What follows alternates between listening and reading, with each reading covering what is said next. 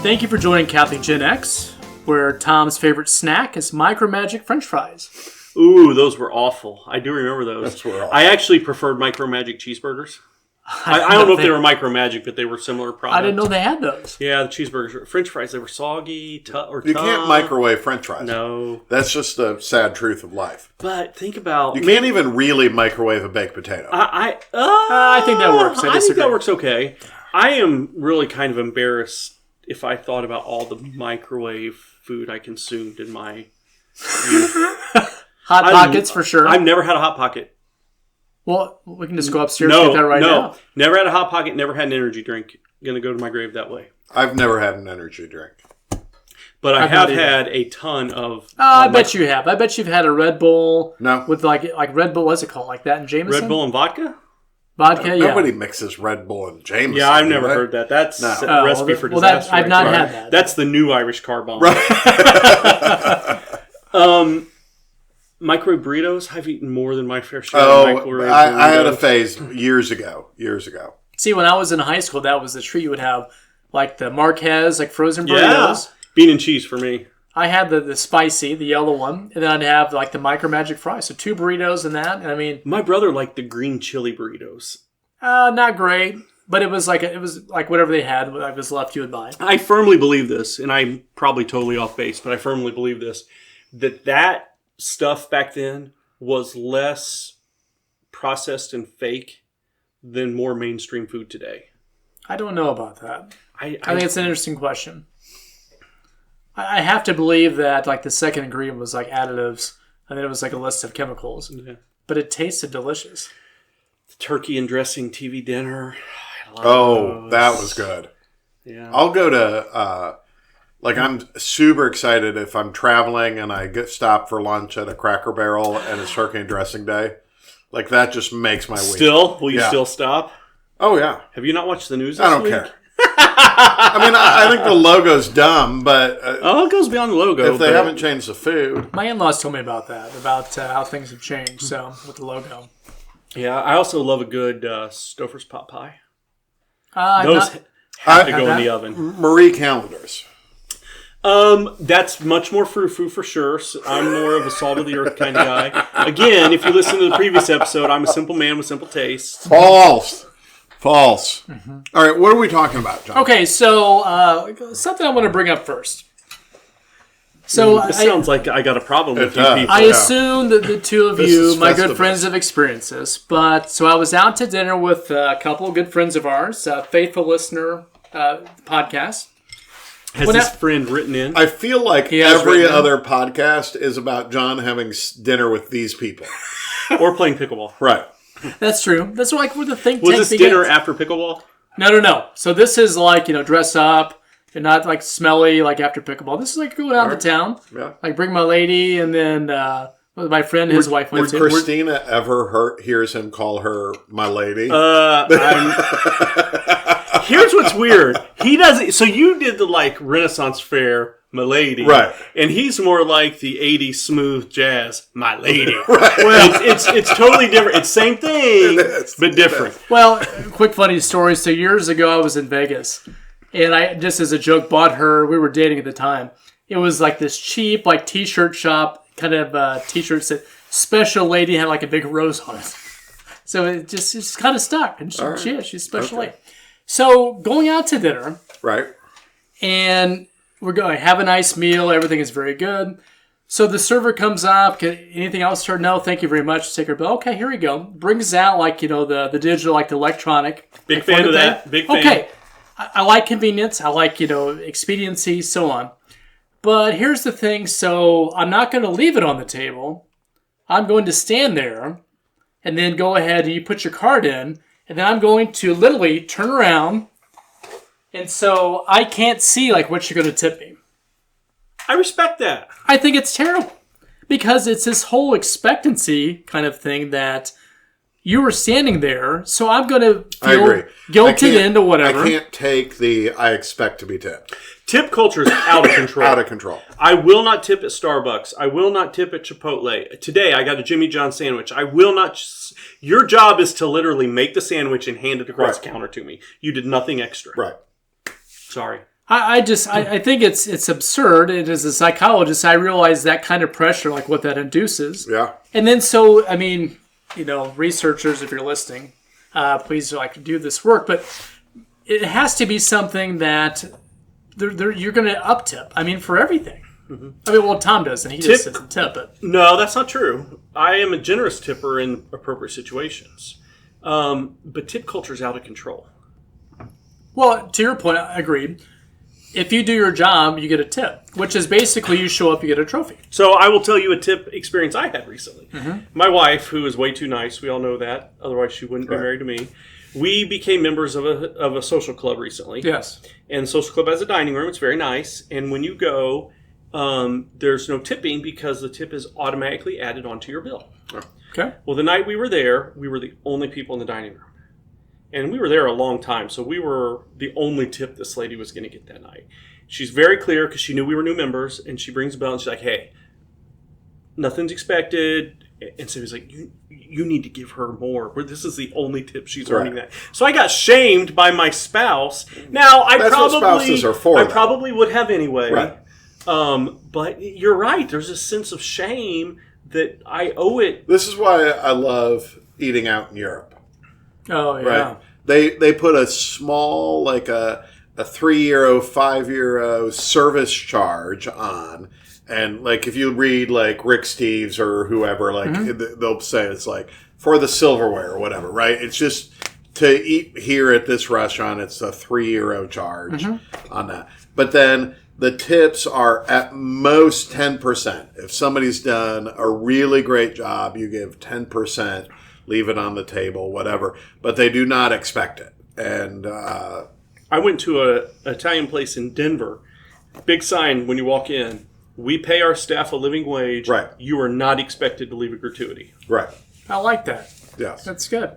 And I think we would all gladly pay 15% more for our meal to do away with this 100%. whole social shaming. yes, There is still, I mean, two other kinds of cultures where you tip based upon your performance. right. Okay, that's reasonable. I think the other is that you're not going to tip hardly at all.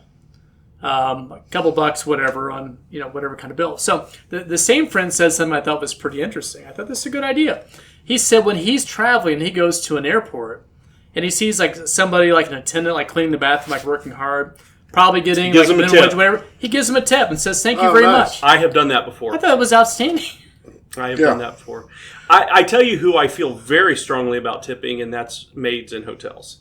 Yeah. Yeah. Um, I also, like at my neighborhood pub that I go to regularly. Right.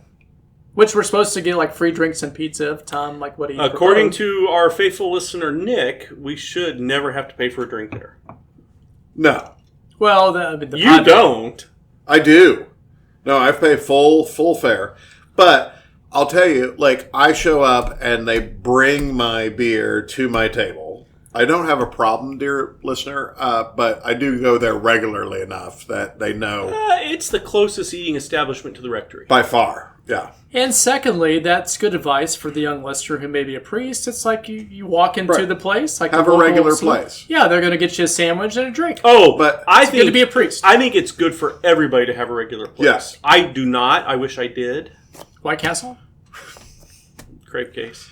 But I tip well because that's the kind of service they provide. Is I don't have to order a beer every time. They just know. And it's Father's nice when they here. know you and they know Yes. what you want. Right. And that throws off the whole dynamic, right? Like Right. a beer is $6. Right. Well, I'm not going to give you 75 cents. Right. I'm going to give you like $4. I'm going to give you $10. You're going to get a nice tip. Is that Catholic guilt or on that. just rounding up? No, I have this weird thing about, so I go out to work dinners a fair amount, and we go Yes. to really nice places. And I struggle with, we're in the steakhouse where there's 5 of us and the bill's $1,500.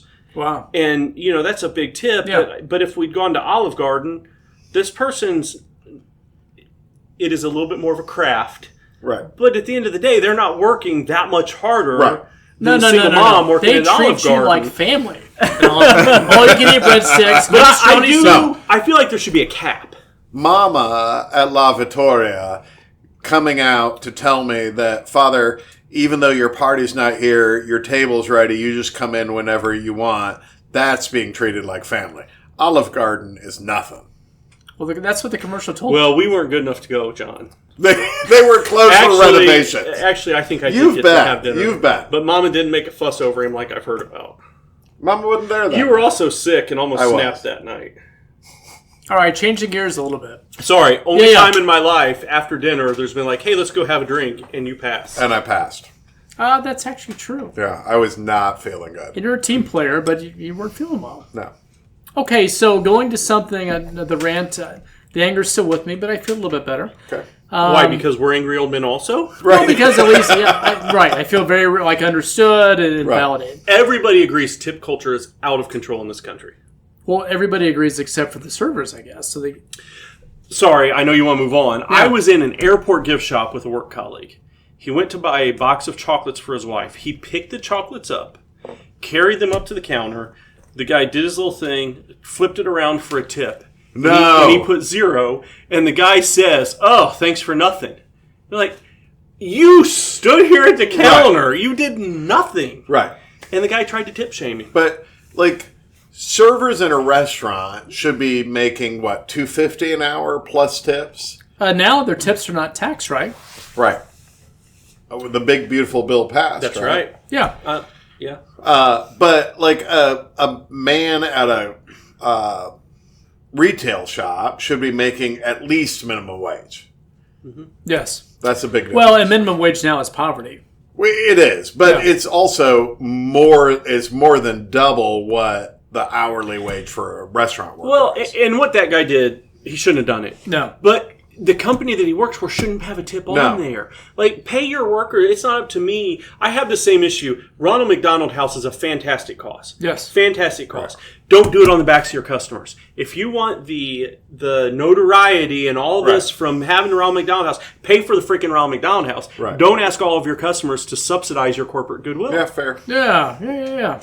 Lily doesn't. I might be angrier than you. Lily doesn't. I think you You are. know, Lily gives away millions through stock donations to their endowment, which Yes. gives grants, right? Yes. And they never. I mean, you can argue about the price of medicines, but they don't ask. I think that might be a totally separate entity now. It is, but they receive stock. From they still give them stock. It was some part of your proposed sabbatical. It was. You still have like some change that left over. Like you're going to get like a couple of days here and there. Yeah, I heard it was our fault. No. Actually, He's that's talking true. about the time, not the money. Well, it's actually. Oh, you are still owed some time, aren't you? I am, but I think in another 5 years, I'm going to ask the archdiocese for another month. And, Right. Right. Well, it's like a tip. I mean, I'm you've earned Gen that. X. I rebound quickly. That's I don't right. need 6 month sabbaticals like the rest of these weaklings. That's right. Yeah. So, speaking of tips and clergy, there was a day, wasn't there, when the clergy was largely paid out of the collection basket? Yeah, so you received the stipend for whoever asked for Mass to be said that day. That went to Father. And then the collection basket would be divvied up between whatever the parish needed to pay, electric bill or back in the day the coal bill or, and linens or whatever, and then whatever was left kind of went to the pastor, except on Christmas. And that existed. The Christmas collection going to the pastor continued into the 80s. Oh, wow. I know a couple of older priests, but they're not that old. They were ordained in like the early to mid 80s, and they remember as an associate the pastor like generously giving them something out of the Christmas collection. Oh, wow. Yeah. But now, like, I will say, I think there's a bit of Catholic culture that's been lost because you used to get if you will, a tip, a gift at baptisms and weddings and things like that, and that's largely disappeared. Yeah, you've told me that before, and that surprises me. And, like, I'm fine. I don't want anybody to think I'm complaining about that, but I think it was a nice... if you're not going to give a 10 or like a magic handshake with a 10 or a 20 in it, then like take the time to write a little card just to say thank you. It just makes Father feel seen and appreciated. Well, it's gratitude. Right? It's gratitude. Yes. So do people pay like married couples now? Do they give you a stipend or something in that regard? No, we ask for a small fee for marriage prep that covers like the books that we give out. That goes to the house. Right. Oh gosh. So I remember like when my wife and I got married, we gave money to the pastor, we gave money to the servers. Mm-hmm. I mean, that we paid the organist, accompanist. I've told this story before. I don't think I ever told it on here. A deceased priest of the archdiocese, mm-hmm. his brother was the cantor at our wedding. Oh, okay. And I tried to give him an envelope, and he was offended. Oh. He's like, I will not take this. I'm happy to be here today and celebrate with you guys. Okay. But better that you offered, though. Right. Yeah. Because it's so nice to be asked to go to the dance even if you don't go. Right. Yes, that's a good thing to do. Yeah. I wonder if some of that, though, is just where some of it's maybe ignorance. The old school generation, that was like something you always did. I think it's a lot of ignorance that somewhere along the lines, and it always used to be like at a baptism, it would be grandpa usually giving me, mm-hmm. like when I was newly ordained, he'd shake my hand and then there'd be a 20 in my hand, right? I think it's partly a cultural shift. You have to deal with the whole consumer culture. Right. Like there are parishioners who believe they're the customer, right? And the customer gets what the customer wants. Well, that didn't used to be the way it was. No. It was right as parishioners. It was seen as Father doing right. It was both. We take care of Father, and Father's doing us a favor, or he's doing something for us, right? And so, and again, like I'm certainly not in it for the gifts, but saying thank you has kind of disappeared. So for listeners, we're jockeying for a few things. Free food at the local family restaurant, free beer, drinks, and a 20 every now and then would be... Just a little thank you to Father. Father Peter's still probably living on just above poverty level. I mean, beans and rice is great, right? It is. And like sometimes I season it with adobo, and sometimes I season it with Italian seasoning. Always in a roast, right? yes. Yeah, very good. Shameful. Yes. He's guilting the listeners. So one of the things I keep hearing more about lately, which is very concerning to me, I wanted to bring this up, is delaying a child's baptism. Oh, no. Until they're old enough to choose themselves. No. And to learn about the faith. No. It is your duty. I'm saying this unequivocally. Go. It is your duty as a Catholic parent to cram the faith down your child's throat. That's how I feel. That's love. Oh. For Father Liam, who was ordained this year, his story, or his dad's story about how the fit he threw when he was a little kid going to Mass. No young child wants to go to Mass. No. Years ago, we had a family at my first parish, and they would come most often to the 7 a.m. Mass and sit in the very front row. And I once complimented the mother on getting the kids there, and they all sat well and everything. And she said, it used to be a fight. But once they realized that nothing would keep us from going to Mass, and then they just gave up and went along with it. And she said, Father, they will just learn to accept whatever you are consistent with. And I think that's great wisdom. It's just what we do. Yes. It's just what we do. So why does the church baptize so young now? Like when possible? Well, we have since about the year 300. Okay. Actually, we have kind of all along, but after the year 325, when Christianity became legal in the Roman Empire, then there were a couple years of a massive influx of adult converts, and then it became all infant converts. So not too long ago. We see, right. But we see even in Scripture, in the book of Acts, St. Peter going and, for example, baptizing Cornelius's entire household. So that would have been even his servants. And that's when the big sheet came down. Right, with everything exactly right. Well done. But it would have been anybody living in that house. So infants, servants, everybody was baptized. And so it's a consistent practice of the church. And I just, my heart kind of breaks for those parents not understanding the importance of baptism and for the risk that they're taking with their kids, right? Like if we're Catholic, we believe that the only sure way to salvation is through baptism. Mm-hmm. And to say to your kid, I'm not going to give you the safety net, if nothing else. Yes. Right? Is horrible. I would say even more so directly that I'm not going to love you because you're going to choose to love yourself in a way that you know best. And I, as a parent, doesn't really matter. So I didn't know this whole waiting to baptize. Like it's a thing now, yeah. My sister had a kid my sister had 5, and there was one that time just got away, and they were toddler. But that wasn't purposeful. Right. People are purposely waiting. Yes. I can never really tell if they are from the get-go purposefully waiting or if they were lazy and then found a purpose. No, I hear about this a lot. Like the people that I work with. Well, it's because most of them are possessed. Well, I hope not. But it happens sometimes. But it's something where, and how painfully ironic. Yes. So not to the same level. But it's kind of where it would be saying to your child, you don't want a bath? When you want a bath, get a bath. Right. When you want to learn and go to school, you go to school. Right. When you want to do like whatever. And so parents have a responsibility, from God. Yes. Of actually raising them in the faith. Spare the rod, spoil the child. Right. And so if the child later, and this is awful, but this does happen, that they leave the faith and maybe they come back, God willing, sometimes they don't. But at least that the parent has done his or her responsibility of wanting what is best for the child. It's saying of where, and then this is very cultural, the child knows more than the parent. Right.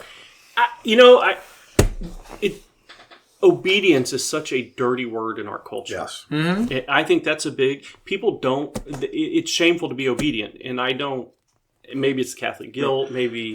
No, I think in my experience, I've encountered many, as a convert, I've encountered many Protestant Christians who say they believe and would love to be a Catholic, but just won't. And I think overwhelmingly, the reason that keeps them is this concept of obedience to the hierarchy, right? That like Father could tell you this is what you need to believe, or this is the way you need to practice. God forbid somebody knows more than you. Right? Well, and that's actually a very good point, which we could talk about sometime, of where, do the creatures know more than the Creator? And so I think in a microcosmic sense, like with parents and their children, parents are not gods and they never will be, which is good. But they do have that responsibility because they do know more. Hopefully they're wise. They're at least experienced of where like people that have been around longer can help those along the way who are not. And so it becomes something that really, do people want something which is hard and good? Well, if it's like brand new, like at age 25, most people would say no. No. I don't want to love somebody more than me. I don't want to be obedient. I don't want to give myself, and then everything starts to unravel. Right. But how many times in the Gospels Jesus told us it's going to be hard? Right. It's not easy. It's going to be hard. Well, I think this is part of the marriage crisis, even, is not raising your children with a sense of sacrifice does not prepare them to make that sacrifice for a spouse. Right. Right? And so when confronted with commit yourself for the rest of your life to this one person, or continue to live kind of carefree-ish, I'm not doubting their feelings, but I am doubting their ability to actually love. Yeah. Mm-hmm. Right? Have you seen I just saw this week, the numbers of what the kids who are becoming adults now. I don't know what Gen Z. Gen Z. Mm-hmm. Yeah. Their numbers for like church attendance way higher than millennials and Gen X. Yeah. Like these kids crave tradition. They're craving this. They're missing it. They do. And they need to be formed. I think as a pastor, I've seen, and I just had a long conversation with our youth minister about this as well. We see the need to like gently and patiently, but continuously form this generation away from the cultural messages that they've received. Yes. But they are so hungry for God and the faith and like I'm on a group chat. It's monitored by another adult. That's for safe and sacred purposes on the podcast. But I'm on a group chat with my high school servers, and last week they were texting the group chat asking about the if they needed to fast on Friday, if they had a football game Friday night or Saturday. Wow. Because Pope Leo had called for a day of fasting and prayer for world peace.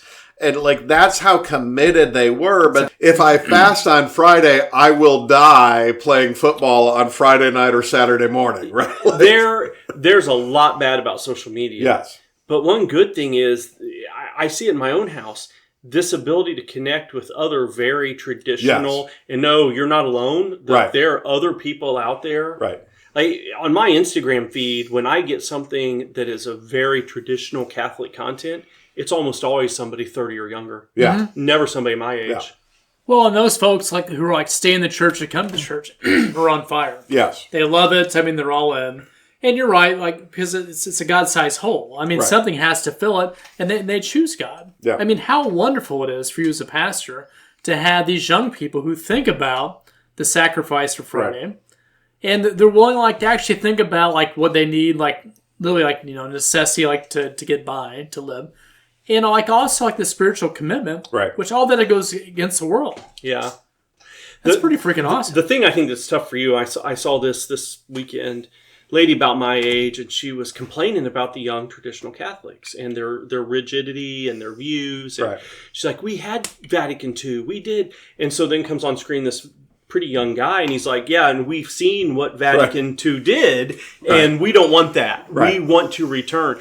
And I feel bad because you're old enough, you're caught in the middle. I am very much in the middle. But I think it's okay. I think the call of the priest in every age is to be stretched apart, right? Like think of the Stretch Armstrong toys we had, right? Nice. Like, yep. So there's whether at a basic level, the priest is got one arm at heaven and one arm on earth and is kind of pulled between those poles. You mean one arm in purgatory? Right. Yes. Go back a few episodes. No, right. No, I mean in heaven. Like, because that's at Mass, I'm bringing heaven down to the altar, right? That's right. But I think there's also this horizontal pull always, and right now it is very much between the generations, but we see that in the culture at large, right? Like everybody hating on the boomers or the young kids these days, yes. And I can be guilty of that too, but sure. the young church is so beautiful right now. Agreed. This is a little bit painful for me, but I think our very first episode, mm-hmm. we said that the boomers were the worst right. parent generation ever because the way they raised us. Right. But I'm starting to think that with some exceptions, you could argue that maybe now we're the worst parent generation. I think the older millennials are the worst parent generation. I think Gen Xers are fine. Oh, that's a relief. Yeah. Wow. Okay. I use both of you without naming you as examples of good parenting regularly. Good job, Tom. Like I have these friends and they like said this to their kids or they do this in raising their kids. And I don't know how it happened, but we're not unique in our community. No. No. I just happen to know you better. Yeah. I've been at you've invited me over enough. I've witnessed actual You've seen the way I talk to my children. Live without a net. Totally. Not afraid to use fear. Frankly, your youngest would be a little weird whether you raised him or somebody else did. He's coming around. He's coming around. He is. Okay, so we have a listener question. Oh, great. Love anonymous question. Questions. What is transcendental meditation? Oh, the devil. Wow. And is that allowed for the Catholics? No. That's so kind of tell listeners what that is. So transcendental meditation came out of the 60s and 70s where there was all this interest in Eastern religions, right? Like Buddhism, Hinduism, Taoism, all these things. And it was developed by an American of taking techniques from all those traditions and then kind of mixing them together and inventing something quote unquote new. Okay. And mixed with a lot of psychedelics. Oh, well, Right. that would do some things. That would do some things. So in the church, though, we do have a tradition of contemplative prayer. And St. Ignatius identifies two forms of contemplative prayer. And there are other Catholic traditions about this. But for St. Ignatius, you can, contemplatio and, what is the technical term for the other? One is to meditate on God himself. And that's seen as a bit of a higher level thing because God is so abstract in many ways, right? But then the other is to meditate on the gifts or actions of God.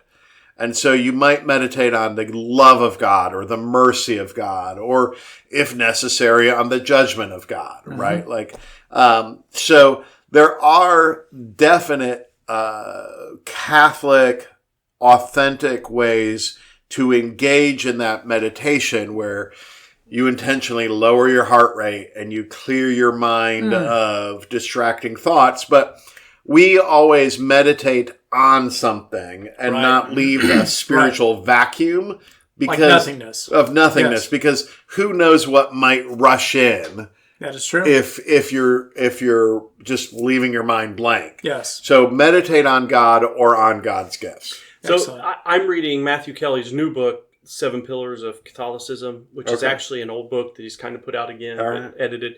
Well, if it can make a buck, Matthew Kelly will do it. But just this morning, he's big on silence. Yes. And just this morning, he was talking about how in silence, we're so tempted to pray for what we want from God. Right. But instead, he said, turn it to, in silence, God, what should I do? Yeah. And I thought, you know what? I think most very people rarely read that. I think most people are afraid of that. I have been at times for sure, because the question is, if you ask, we get a response.